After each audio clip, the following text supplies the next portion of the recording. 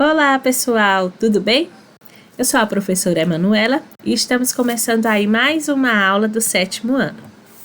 Na aula de hoje, nós vamos estar aí exercitando um pouquinho dos conhecimentos adquiridos em aulas anteriores. Nas últimas aulas, nós falamos sobre polígonos regulares, sobre o que são polígonos, né? Sobre polígonos convexos e não convexos.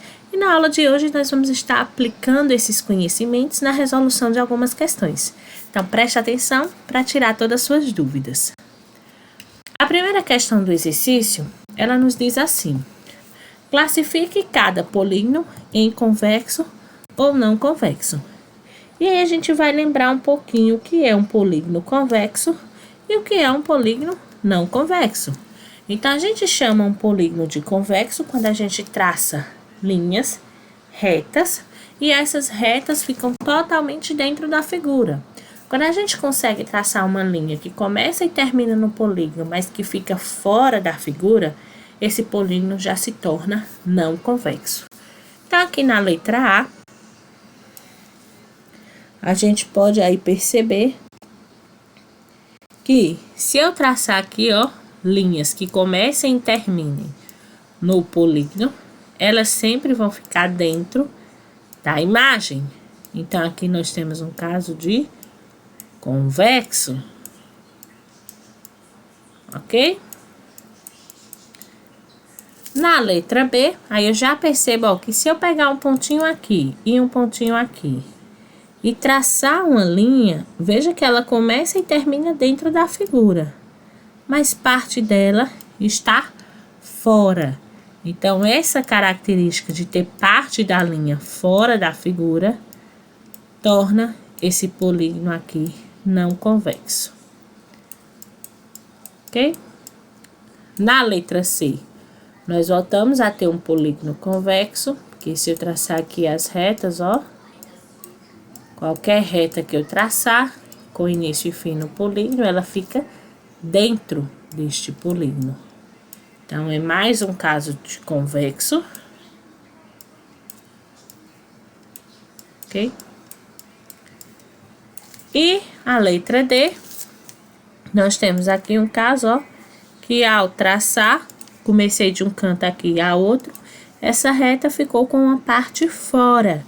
Então, basta que aconteça isso, que seja possível acontecer isso, para que a gente classifique esse polígono como não convexo. Ok? Próxima questão. Para cada polígono, nomeie os vértices, os lados, os ângulos internos e, caso possua, as diagonais. Então, vamos começar aqui com esse Vzinho de vértice. O que são os vértices? São os pontinhos de encontro das retas, as linhas do meu polígono. Então, nós temos aqui o vértice A, o vértice B, o vértice C e o vértice D.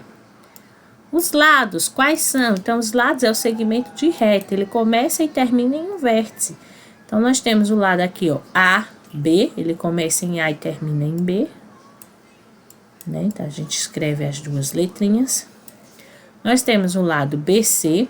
Lembrando que eu posso escrever AB ou BA, tá? Essa ordem, ela não interfere. Nós temos o lado aqui CD e o lado AD. Quais vão ser os nossos ângulos? Então, gente, os ângulos são onde nós temos vértices, nós vamos ter ângulos.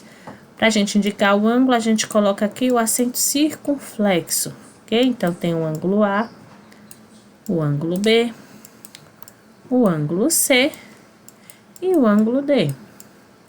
E as diagonais? Quais serão? Bom, diagonais, lembrem que ela vai de um vértice a outro, passando pelo meio da figura, né? De certa forma, desde que a ideia da diagonal é que os vértices não sejam consecutivos. Então, se eu pegar de A, eu não posso ligar nem para B, nem para C, porque são nem para B, nem para D, porque são consecutivos, mas posso ligar para C. Então, eu tenho aqui ó, uma diagonal AC, que eu também posso chamar CA. E tenho outra diagonal aqui, ó, DB. Ou BD, né? Ok? Próximo caso. Novamente, Os vértices são todos os pontinhos, então eu tenho o vértice E, F, G, H e o vértice I. Quais vão ser os meus lados? Então, eu tenho o lado, ó, IH, eu tenho o lado HG, GF,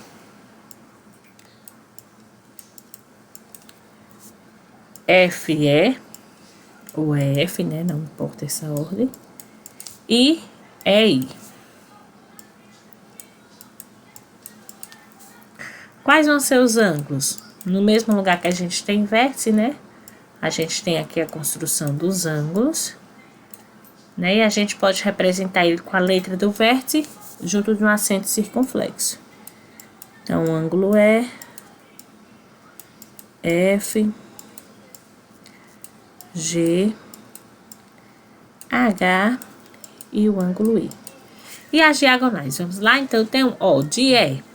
Eu posso ligar E para H e E para G. Então, já tenho aqui, ó, duas diagonais. É H e G. O ponto I, eu posso estar ligando para G e para F. Então, I, G e I, F. O ponto H, olhem que de H para E já tem, então não vou repetir. Mas eu posso estar ligando H para F, ok?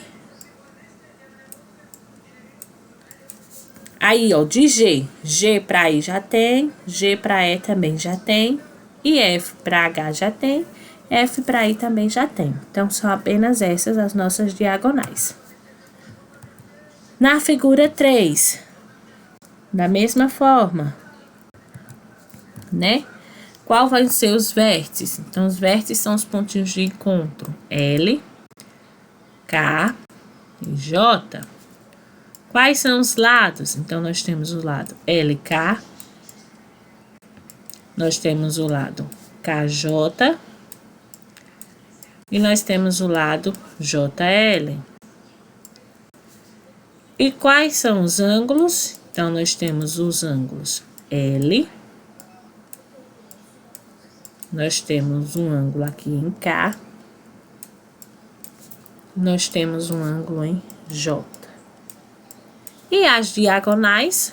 Bom, a gente não tem diagonais porque todos os pontos eles são consecutivos, ou seja, um está do lado do outro. Então, não tem, nesse caso aqui, ó, diagonais. E a última figura, né? Então, fazendo aí os vértices, nós temos o vértice R, Q, P, O, N e M, é um hexágono. Nós temos os lados QP, PO, ON, NM, MR e RQ. Também 6 lados. Nós temos também aí 6 ângulos, né? Um ângulo em R, nós temos um ângulo em Q, um ângulo em P, em O, em N e em M. E agora vamos para as diagonais. Então, vamos lá. Se eu começar aqui do ponto R, eu posso traçar uma diagonal para N, para O e para P, ok? Vou botar aqui, ó, RP, RO e RN, ok? Se eu vier para Q, então eu posso de Q para O, para N e para M. Então, vamos lá. QO, QN e QM, ok? Se eu vier para P, então já tenho aqui, ó, de P para R, mas eu posso ter de P para M e de P para N. Então, colocar aqui, ó, PM e PN, ok? De O já tem para Q, O já tem para R, mas eu também posso ter O para M. Então, OM. De N, eu já tenho 3, ó. N para P, N para Q e N para R, que são as 3 possíveis.